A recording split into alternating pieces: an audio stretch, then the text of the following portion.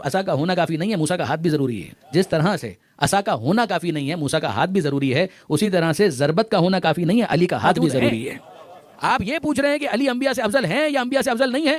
تمام کے تمام انبیاء کی عبادتیں بھی اس پلڑے میں موجود ہیں کہ جس کے مقابلے میں علی کی ایک ضربت کا وزن زیادہ بتایا جا رہا ہے. یہ ہے کہ خانہ نبوت کا احترام اتنا زیادہ ہے کہ اگر کوئی اس پر حملہ آور ہو تو وہ انسان کہلانے کا مستحق بھی نہیں ہے، اس کو کتا کہا جائے گا. غزوۃ الاحزاب، احزاب والا غزوہ، اور اسی غزوہ احزاب کا دوسرا نام ہے کہ جو آپ سب کے حافظے میں موجود ہے، اور وہ ہے غزوہ خندق.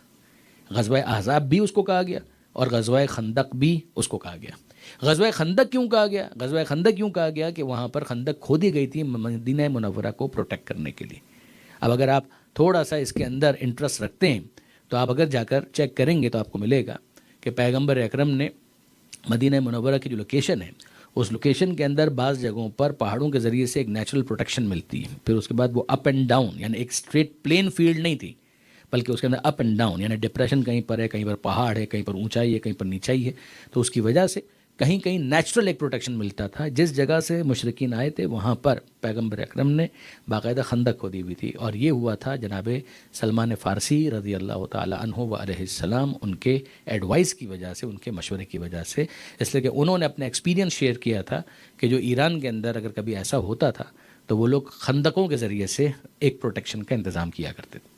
مگر یاد رکھیے گا کہ یہ جو غزوہ خندق ہے، اس غزوہ خندق کو غزوہ خندق کہا گیا اس خندق کی وجہ سے جس کی بہت زیادہ ڈیپتھ تھی اور بہت زیادہ اس کی width تھی اور اس کی لینتھ تھی، کہ جس کی وجہ سے it was almost next to impossible for the opponent to cross that particular خندق اور ٹرینچ. اس کو کراس نہیں کر سکتا تھا. اور جب اس نے کراس کیا تھا تو واقعاً اس کو بہت زیادہ ایفرٹ کرنی پڑی تھی in order to cross that. اور پھر جب وہ آیا ہے گھوڑے کے اوپر بیٹھ کر اور اس نے جست لگائی ہے، جمپ کیا اور کراس کر کے وہاں پر آیا ہے، تو پھر اس نے وہ بات کہی. یہ سب غزوہ احزاب کے اندر، جس کو غزوہ خندق بھی کہا جاتا ہے. تو جب وہ آیا ہے تو پھر اس کے بعد یہ کہا کہ مسلمانوں تمہارا عقیدہ ہے کہ جو زندہ رہتا ہے وہ غازی ہوتا ہے، جو مر جاتا ہے وہ شہید ہوتا ہے، مرتا ہی نہیں ہے، وہ تو ہمیشہ کا زندہ ہوتا ہے اور اس کو وہاں پر جنت ملتی ہے. تو تم میں سے کون ایسا ہے کہ جو میرے ہاتھ سے مر کر جنت میں جانا پسند کرے؟ اس کے اندر اگر آپ دیکھیں تو بٹوین دا لائنز طنز بھی موجود ہے، ٹونٹ بھی کیا جا رہا ہے، سب کچھ ہے. تو اس موقع پر پیغمبر اکرم کے سامنے جو افراد موجود تھے تو پیغمبر اکرم نے یہ جملہ ارشاد فرمایا، بلکہ سوال کیا کہ من لہو، کون ہے کہ جو اس کے مقابلے پر جائے؟ اور جواب میں بولے تو فقط وہ کہ جو حیدر کرار تھے، امیر المومنین. امیر المومنین نے اس موقع پر کہا کہ جب پیغمبر اکرم نے کہا من لہو، کون ہے کہ جو اس کے مقابلے پر جائے، مولا فرماتا ہے کہ انا لہو یا رسول اللہ، کہ اللہ کے رسول میں اس کے مقابلے پر جاؤں گا. تو پیغمبر اکرم نے کہا کہ نہیں علی کچھ دیر کے لیے رکو. پھر اس کے بعد جب اس نے واپس اسی طریقے سے دھمکی آمیز انداز میں اور باقاعدہ تہدید کرتے ہوئے ایک چیلنج کیا، اور پیغمبر اکرم پھر پوچھتے ہیں کہ من لہو، کون ہے کہ جو اس کے مقابلے پر جائے؟ اور پھر جواب ملا تو ایک ہی سے ملا. مولا کائنات نے کہا کہ انا لہو یا رسول اللہ، اللہ کے رسول میں اس کے مقابلے پر جاؤں گا. مولا کو پھر ایک مرتبہ کہا کہ علی کچھ دیر کے لیے خاموش. اور پھر اس کے بعد تیسری مرتبہ عجیب ایک بات یہ ہو گئی کہ جو عمر ابن عبدود ہے اس نے باقاعدہ پیغمبر اکرم کے اس خیمے پر جس میں پیغمبر اکرم تشریف فرما تھے، اس خیمے پر اپنے نیزے سے حملہ کیا. نقصان نہیں پہنچایا، خیمے کو نقصان پہنچایا. اور پیغمبر اکرم کا جو خیمہ ہے اس کی جو چادر ہے اس کو تار تار کر دیا. اور جب یہ ہوا تو پیغمبر اکرم نے جلال کے عالم میں، اور یہ بہت کم آپ کو ملے گا، بہت ریئر کہ پیغمبر اکرم یہ انداز اختیار کریں. یہ قرآن کی تہذیب میں بھی آپ دیکھیں گے تو آپ کو بڑے ریئر اس کے انسٹنسز ملیں گے. اور اگر آپ سیرت معصومین میں دیکھیں گے اور پیغمبر اکرم کی سیرت میں دیکھیں گے، بہت ریئر آپ کو ملے گا کہ یہ لفظ استعمال کیا جائے اس طرح سے. مگر پیغمبر اکرم at that particular point of time انہوں نے یہ جملہ کہا کہ من لہذا الکلب. کلب کا مطلب ہے کتا، ڈاگ. اور آپ جانتے ہیں کہ اس کے ذریعے سے تحقیر مقصود ہوتی ہے کہ من لہذا الکلب، کون ہے جو اس کتے کے مقابلے پر جائے. اور اب پیغمبر اکرم کے اس سوال پر مولا کائنات نے پھر ایک مرتبہ رسپونڈ کیا. مگر اس پر جناب علامہ طالب جوہری رحمۃ اللہ علیہ وہ بہت پیارا ایک تبصرہ کیا کرتے تھے کہ یہ پیغمبر اکرم کے انداز کا بدلنا کچھ سکھا گیا، کچھ سمجھا گیا. کہ پہلے پیغمبر اکرم کہہ رہے تھے من لہو، کون ہے کہ جو اس کے مقابلے پر جائے. اور جب اس نے خیمے پر حملہ کیا تو پیغمبر اکرم نے کہا من لہذا الکلب، کہ کون ہے جو اس کتے کے مقابلے پر جائے. اس کا مطلب یہ ہے کہ خانہ نبوت کا احترام اتنا زیادہ ہے کہ اگر کوئی اس پر حملہ آور ہو تو وہ انسان کہلانے کا مستحق بھی نہیں ہے، اس کو کتا کہا جائے گا. درود بھیجیے محمد و آل محمد.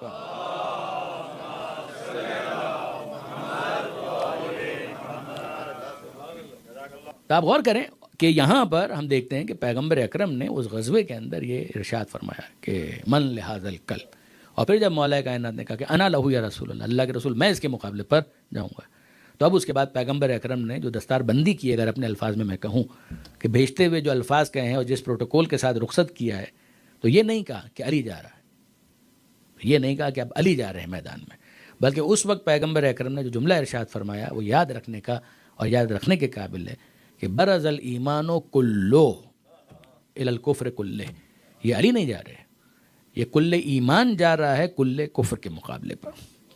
اور جب مولا کائنات گئے ہیں اور فتح مند ہو کر واپس آئے تو اس موقع پر پیغمبر اکرم نے وہ دوسری سند عطا کی اور یہ ارشاد فرمایا کہ ضربت علی یوم الخندق افضل من عبادت الثقلین، کہ علی کی ایک ضربت جو خندق کے دن علی نے لگائی اس کا اتنا وزن ہے کہ جنوں انس مل کر اس ایک ضربت کا مقابلہ نہیں کر سکتے، اس ایک ضربت میں،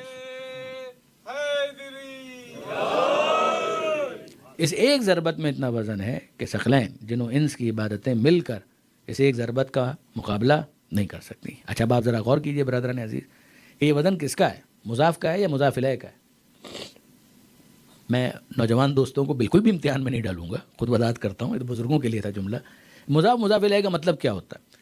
یعنی ایک وہ چیز ہے کہ جس کو دوسرے کی طرف منسوب کیا جا رہا ہے، تو اب وزن کس کی وجہ سے، یعنی اس میں دو الفاظ ہیں نا، ضربت و علی، علی کی ضربت۔ تو اب آپ غور کیجئے کہ میں مثال کے طور پہ کہوں یہ امامہ، امامہ کس کا امامہ ہے؟ تو میرا امامہ ہے، یہ اضافت ہے۔ میں کہوں یہ گھر ہے، یہ گھر کس کا گھر ہے؟ وہ فلاں کا گھر ہے، تو یہ فلاں کا گھر ہے، یہ مضاف الیہ ہو گیا کہ فلاں کا گھر ہے۔ اب آپ غور کیجئے یعنی وہ جو پوزیسو چیز کو بیان کرنے والے الفاظ ہیں ان کے لیے عربی کے اندر، اردو میں، فارسی میں وہ کہتا ہے مضاف الیہ، کہ یہ مضاف ہے اور یہ مضاف الیہ ہے۔ تو اب آپ غور فرمائیے کہ یہاں پر جو پیغمبر اکرم کہہ رہے ہیں کہ اتنا وزن ہے، تو یہ کس کا وزن ہے؟ مضاف کا وزن ہے یا مضاف الیہ کا وزن ہے؟ یا مضاف الیہ کی وجہ سے مضاف میں وزن پیدا ہو رہا ہے؟ یہ جو میں نے کہا ہے اس پر غور کیجیے گا۔ مضاف ہے ضربت، مضاف الیہ ہے علی، اور ملا کر جب ہم کہیں گے تو کہیں گے ضربت و علی، علی کی ضربت۔ تو مجھے بتائیے وزن کس میں ہے، ضربت میں ہے یا علی کی وجہ سے ضربت میں؟ جناب آغا خمینی کی، امام خمینی رحمۃ اللہ علیہ کی جو ولایت فقیہ کے موضوع پر ان کا ایک تھیسس ہے کہ جو نجف میں ان کا درس خارج تھا، اس میں انہوں نے ظاہر ہے کہ اپنے موضوع پر گفتگو کی ہے، مگر ایک جگہ پر انہوں نے ایک بڑی لطیف بات ارشاد فرمائی، اور وہ موسیٰ کا عصا، اس عصا کو پھینکو وہ اژدہے میں تبدیل ہو جائے گا، اٹھا لو پھر سے وہ عصا میں تبدیل ہو جائے گا۔ تو یہ عصا آج کل کہاں ہے؟ وہ عصا کہاں پر ہے؟ موسیٰ علیہ السلام کا تو انتقال ہو گیا، عصا کہاں پر ہے؟ کہیں پر بھی ہو؟ بعض میوزیمز یہ کلیم کرتے ہیں کہ ان کے پاس وہ عصا موجود ہے، تو جائیے جا کر ڈھونڈ کے لائیے وہ عصا اور اٹھائیے اور آپ بھی ڈالیے، اگر وہ اژدہا بن جائے تو ہمیں بتائیے گا، ہم بھی آئیں گے دیکھنے کے لیے۔ وہی عصا ہے مگر کوئی اور اٹھا کر اس کو ڈال دے تو وہ اژدہا نہیں بنتا، اور موسیٰ علیہ السلام اگر اٹھا کر ڈالیں تو وہ اژدہا بن جاتا ہے۔ تو وزن کس کا ہے، مضاف کا ہے یا مضاف الیہ کا ہے؟ یعنی امام خمینی رحمۃ اللہ علیہ نے جو اس پر تبصرہ کیا وہ بہت اچھا تبصرہ تھا۔ وہ فرماتے ہیں کہ صرف عصا کا ہونا کافی نہیں ہے، موسیٰ کا ہاتھ بھی ضروری ہے۔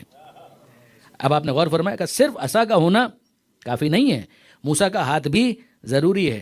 جب موسیٰ کا ہاتھ ہو تب وہ عصا اژدہے میں تبدیل ہوتا ہے۔ تو آپ نے اندازہ کیا جس طرح سے عصا کا ہونا کافی نہیں ہے، موسیٰ کا ہاتھ بھی ضروری ہے، اسی طرح سے ضربت کا ہونا کافی نہیں ہے، علی کا ہاتھ بھی ضروری ہے،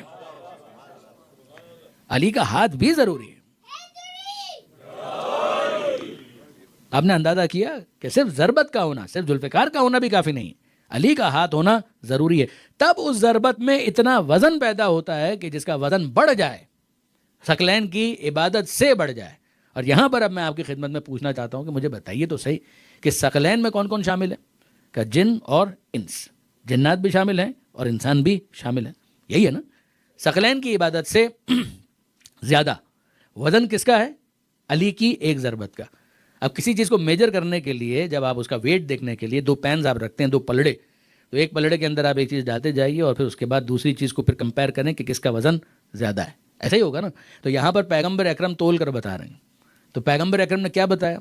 پیغمبر اکرم نے بتایا کہ اگر ایک پلڑے میں، ایک پین میں ڈالو جنوں کی عبادت کو، ایک جن نہیں، سارے جن، سارے جنوں کی ایک دن کی عبادت نہیں ایک ہفتے کی عبادت, نہیں ایک مہینے کی عبادت کا, نہیں ایک سال کی عبادت کا, نہیں ساری زندگی کی ساری عبادتیں سارے جنوں کی ایک پلڑے میں ڈالو, اور اسی پلڑے کے اندر انسانوں کی, ایک انسان نہیں سارے انسانوں کی ساری عبادتیں, دن ہفتہ مہینہ سال نہیں, ساری عبادتیں اگر دوسرے پلڑے میں نہیں اسی پلڑے میں ڈالو کہ جس پلڑے میں ابھی جنوں کی عبادتیں ڈالی گئی تھیں, تو جنوں کی ساری عبادتیں ساری زندگی کی عبادتیں ایک پلڑے میں ڈالو, اور انسانوں کی ساری زندگی کی ساری عبادتیں اسی پلڑے میں ڈالو, اور دوسرے پلڑے میں علی کی زندگی بھر کی عبادتیں نہیں, علی کی ایک سال کی عبادت نہیں, علی کی ایک مہینے کی عبادت نہیں, علی کی ایک ہفتے کی عبادت نہیں, علی کی ایک دن کی عبادت بھی نہیں, علی کی فقط ایک ضربت جو خندق کے دن علی نے لگائی ہے, اگر اسے ڈالا جائے تو وزن کتنا ہوگا کہ وہ ساری عبادتیں مل کر اس ایک ضربت کا مقابلہ نہیں کر سکیں گے. اور اب میں اگلا سوال آپ کے سامنے کروں, اور بس آج کی حد تک اتنی ہی گزارش ہے کہ آپ مجھے بتائیے کہ یہ جو ایک بحث ہوتی ہے کہ انبیاء علی سے افضل ہیں یا نہیں ہیں, تو مجھے اس کا جواب فقط دینے کے لیے اتنا سوال آپ کے سامنے رکھنا ہے کہ یہ بتائیے کہ انبیاء انسانوں میں شامل ہیں یا نہیں. یعنی اگر کوئی مجھ سے یہ پوچھے کہ علی انبیاء سے افضل ہیں یا انبیاء علی سے افضل ہیں, تو مجھے تو صرف اس سوال کا جواب چاہیے کہ یہ بتائیے کہ انبیاء انسانوں میں شامل ہیں یا شامل نہیں ہیں. تو سب کہیں گے کہ انبیاء انسانوں میں تو شامل ہیں. تو جب انبیاء انسانوں میں شامل ہیں تو تمام انسانوں کی عبادتیں اس پلڑے میں موجود ہیں. آپ یہ پوچھ رہے ہیں کہ علی انبیاء سے افضل ہیں یا انبیاء سے افضل نہیں ہیں, تمام کے تمام انبیاء کی عبادتیں بھی اس پلڑے میں موجود ہیں کہ جس کے مقابلے میں علی کی ایک ضربت کا وزن زیادہ بتایا جا رہا ہے. تو اب اس کے بعد علی کی افضلیت میں کیا شبہ ہو سکتا ہے؟ تو اب علی سے کون افضل ہے کہ علی سے بس وہ افضل ہو سکتا ہے کہ جس نے تول کر بتایا.